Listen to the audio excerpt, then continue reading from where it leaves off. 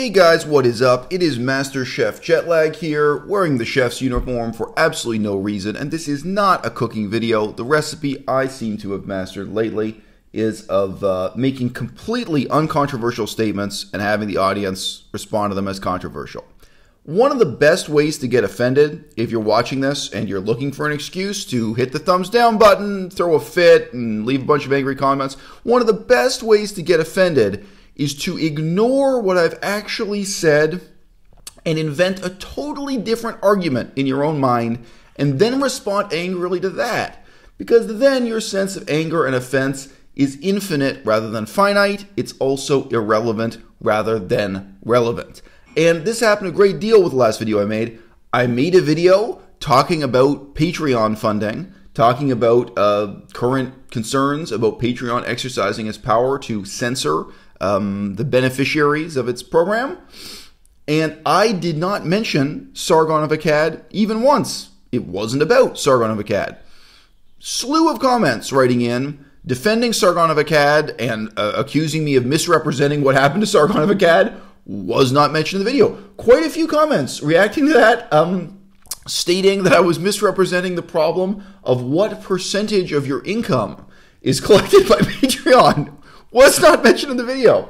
I don't know what percentage of the angry comments were actually based on people watching and listening to what I said. I think it was a short enough video. Probably you did. You just chose to ignore what my stated position actually is and invent a whole different position to respond to.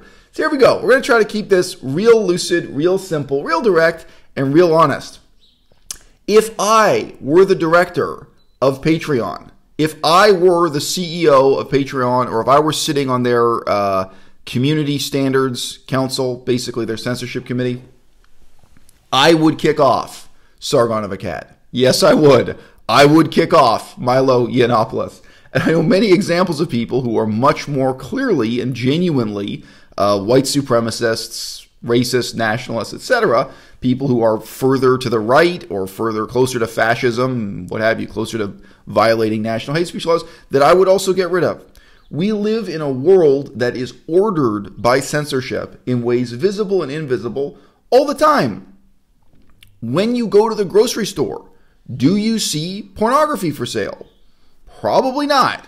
When you go to the grocery store, do you see political opinions as offensive as Milo Yiannopoulos's written on the front pages of magazines for sale? Probably not. Why? The grocery store has some magazines. They have some newspapers and this kind of thing. Grocery store is about selling groceries.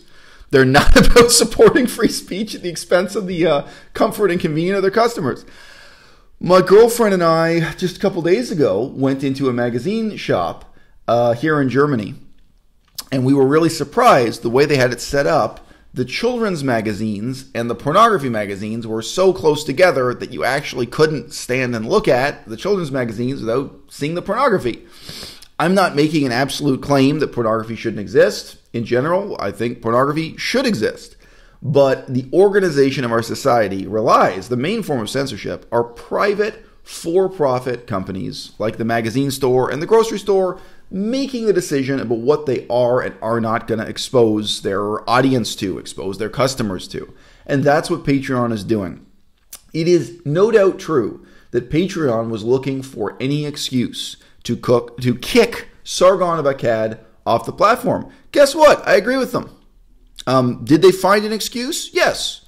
They found enough violations of their, terms of service, their statements of principle, to kick him off the platform. And guess what? The articles and sources people sent me trying to clear Sargon's name, such as the New York Times article with the completely neutral and down-to-earth title, Patreon bars anti-feminist for racist speech, inciting revolt.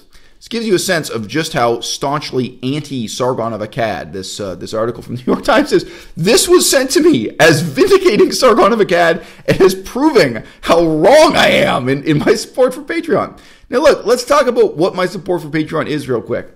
The first half of the video I uploaded yesterday, what I said to you guys real crazy is, what I said to you guys really clearly is, just woke up. I am censored by Patreon myself, and I'm not real happy about it. It does bring a kind of unwanted instability into my life, the same kind of instability that people like Sam Harris and Jordan Peterson complained about. It's true. Recently, a couple of months ago, Patreon decided that my content was X-rated. And so my Patreon page is now in the same category as pornography. If you go to join my Patreon and support me, you have to click through a couple of screens saying, you know, are you comfortable with looking at material that's only suitable for people over 18? And I received a notice from Patreon that that was how my content was going to be categorized. Why?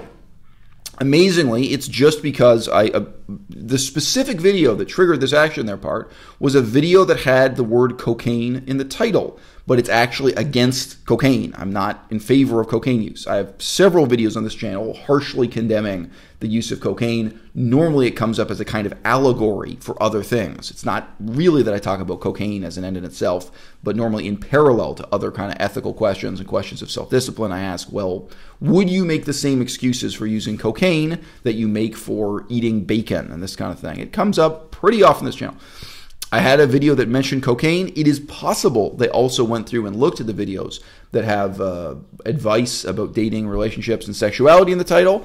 But my Patreon was blacklisted. Whatever you want to say, it wasn't deleted, but it was blacklisted on grounds that obviously I could object to or be upset about. But I sympathize with the other side. I sympathize with the decision that the decisions they are making and the responsibility they are taking precisely in kicking out people like Sargon of Akkad. I mean, many people responded to my former video also by pretending that I could not possibly mean what I actually said, and therefore attacking me for some other unstated thesis. I meant exactly what I said. I do support Patreon. I think they're doing the best they can, and I support censorship of precisely this kind. Now, I'm going to quote the New York Times article. I'll give a link below the video. Quote, Patreon takes a highly personal approach to policing speech. While Google and Facebook use algorithms as a first line of defense for questionable content, Patreon has human moderators. They give warnings and reach out to talk to offenders, presenting options for quote-unquote education and quote-unquote reform. Not my experience. Nobody asked me if I was willing to stop making such hardcore commentary on vegan activism and 21st century politics, but hey, I was just classified as an over 18 adults only website, but hey. My YouTube channel is too hot for Patreon. What can I tell you? I continue the quotation. Some activists hope this will become a model for a better and kinder internet. Again, the point being here that Patreon is doing a much better job than Facebook and YouTube currently are. Quote, there are no automated takedowns, Mr. Conte said. Quote, as a creator myself dealing with these big tech platforms and getting an automated takedown notice, there's no appeals process. You can't talk to a human, and I never want to do that. Close quote. So he also has this experience of being censored by YouTube. I do also. I could make a video talking about that. I have a lot of really negative experiences being censored by YouTube, and it has a chilling effect on freedom of speech, has a chilling effect on my ability to talk about politics. I've never had that problem with Patreon. I'm actually really quite, grateful towards Patreon. They don't police me in the way that YouTube does. I don't face the constant sense of conflict and frustration and ultimately even humiliation of trying to talk about politics on YouTube. I don't get that from Patreon. However, Patreon did make this bizarre decision to classify my content as being only suitable for people over 18. Maybe they have a policy somewhere that if you mention cocaine and sleeping with prostitutes, even if you mention them negatively, even if you're talking about cocaine and prostitutes as something you shouldn't do, that puts you into the over 18 category. If so, probably there are conservative Christian preachers who have been censored the same way I have and to the same extent and for the same reason in terms of their checklist of what gets you kicked off and what lets you stay on. Okay, Jacqueline Hart, Patreon's head of trust and safety, said that her team watches for and will investigate complaints about any content posted on Patreon and other sites like YouTube and Facebook that violates what it defines as hate speech. That includes, quote, serious attacks or even negative generalizations of people based on their race and sexual orientation, close quote, she has said. If someone has breached Patreon's policy, the company contacts the offender with a specific plan, which usually involves asking for the content to be removed and for a public apology. The conversations with creators can quickly become complicated, nuanced, and, well, human, she said. So not just an automated message from YouTube or Facebook, which I have also had. I mentioned this on the channel before. YouTube has banned me from criticizing neo-Nazis by the claim that just by my quoting the person I'm criticizing, I'm myself guilty of hate speech. And in the video in question, which you can't see on this channel, it's banned, most of good luck finding it, it was a critique of John Rose. And when I quoted John Rose, I had a disclaimer on screen at the bottom. I am only quoting this in order to criticize it. Being an anti-Nazi should not be qualified as hate speech, like actively attacking and criticizing Nazis shouldn't get you banned as hate speech. Guess what? That video was nevertheless censored and punished by YouTube as being hate speech. So we got problems, we got issues, but from my perspective, what Patreon is doing is part of the solution. It's a better approach. It's a significant positive contrast to what YouTube does. I have less experience with Facebook. I don't really care about Facebook as a platform that way. But hey, Patreon has decided, quote, Patreon has to decide what qualifies as a sincere and thorough apology. Still, having human moderators has changed its users' behavior more than simply deleting accounts, Mrs. Hart said. Quote, we handhold creators and we work with them one-on-one and nearly every creator reforms. So it's quite a successful process, close quote, she said. The work takes up a large amount of resources. Around 10% of Patreon employees are dedicated to our team. 10% of their employees are just engaging in censorship over creators. Interesting. I'm absolutely certain that is not what YouTube does. YouTube does not want 10% of their budget going into censoring content creators. This month, continue reading the article, the site's moderators received a complaint about Mr. Benjamin. So Mr. Benjamin is Sargon of Akkad, who had risen to fame railing against diversity and feminism during the Gamergate movement in 2014. Mr. Benjamin used the N-word and anti-gay language during an interview posted to YouTube on February 7th, Patreon found. I remember that quotation. It's burned into the minds and memory of many of us. It showed that Sargon of Akkad is in no way qualified to be a political commentator, journalist, let alone a political leader. And he currently pretends to do all three on the basis of his background as a video game programmer. He may have been quite good at programming video games. I remember years ago when he posted a video showing the video games he was working on. Long ago, he stopped creating his own video games and became a full-time, know-nothing political commentator, which he is very bad at. It doesn't mean every single video he's done is poor. I can remember seeing maybe 2 videos on his channel that I really respected, and I think he had just done a good job of thoroughly reading Wikipedia articles before making those videos. Doesn't take a whole lot of research to make a decent video on current events and politics, but the vast majority of his content I utterly despise, and if I were the CEO or head executive of Patreon, I would also be looking for any excuse to kick Sargon off the platform. They found an excuse in that racist comment in which he used the N-word, and it was an angry, vitriolic, racist comment at length in which he repeated himself and dug himself in. It wasn't some quick in-passing error. It revealed deep-seated negative attitudes on his part, and whether or not there's any coming back from that, he never made an effort to come back from that. He could have. I'll make a separate video talking about that. I think it's a really interesting question.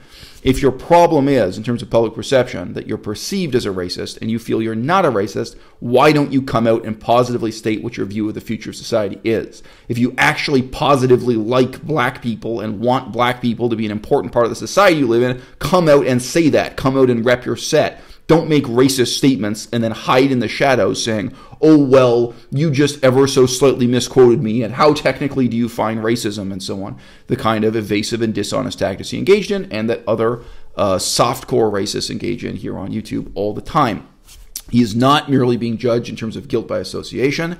Sargon of Akkad has been judged guilty by the content of his character and the quality of his content, which has been garbage, all right?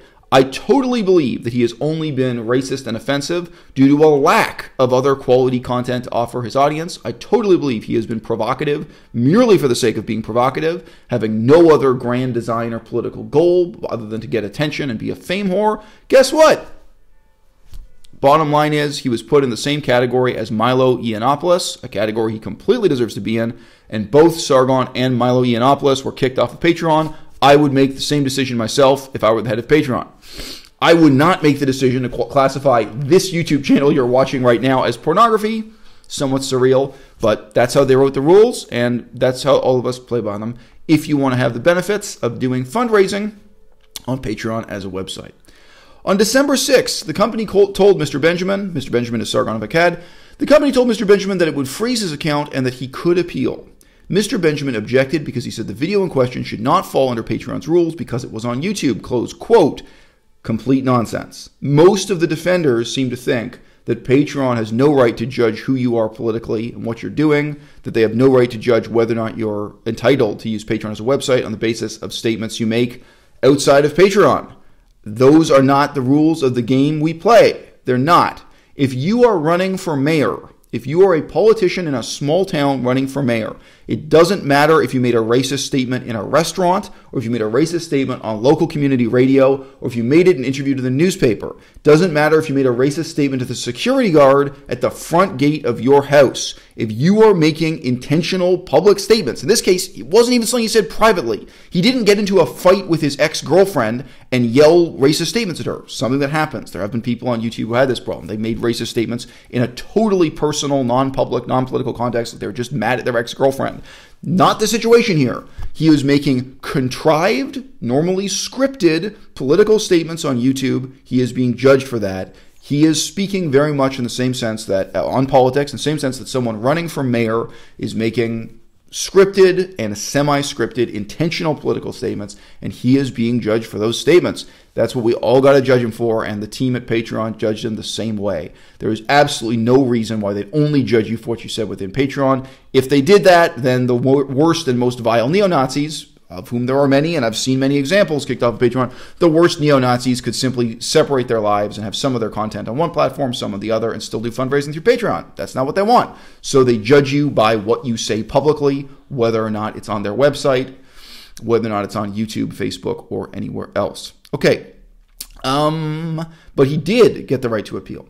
For Mr. Benjamin, the timing was surprising. Quote, "My brand has been politically incorrect for years," close quote. He said in a video which he later posted to his YouTube channel, called The Patreon Witch Trials. Mr. Benjamin, who did not respond to requests for comment, has 870,000 subscribers on YouTube and more than 3,000 subscribers on Patreon, from which he had been making around $12,000 a month. Wow. Many of his videos just show a static cartoon or series of images with his voice speaking against movements for gender equality. Now, that is a just close quote pause here. I do think the New York Times has been really unfair in terms of how they characterize, Mr. Benjamin's content. Sargon speaks on all kinds of issues. How many videos has he done on Brexit and EU politics? I mean, he doesn't just talk about gender equality.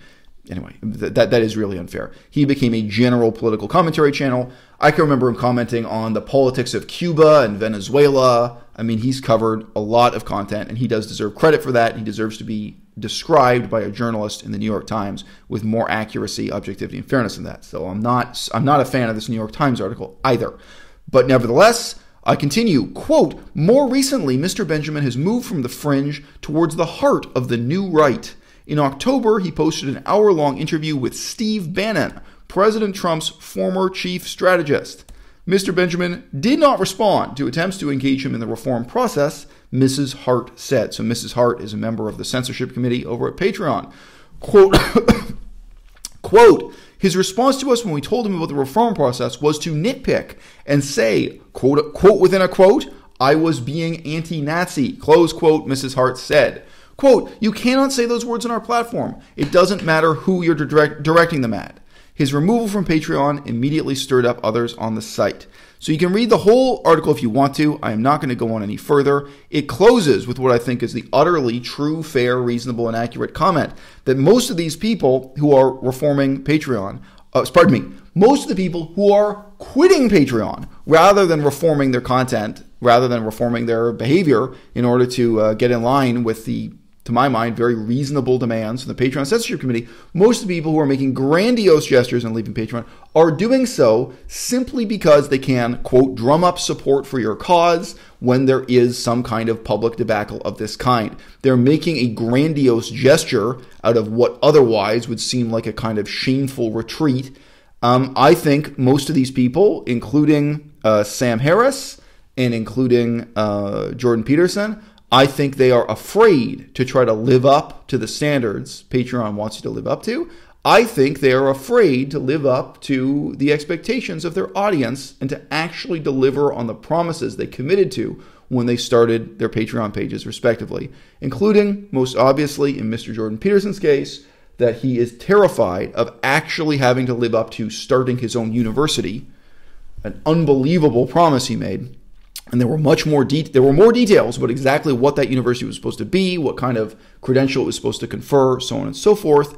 I think we'll be waiting a long time to see him deliver on those Patreon promises. He is now in the same situation of someone on Kickstarter who's let down his source of public support, and this is an occasion for him to slink into the shadows. For him, well, not to slink, to seem as if he's taking the high moral ground in rejecting Patreon when he's neither living up to the expectations that the website imposes on creator nor living up to the expectations of his audience. That is that.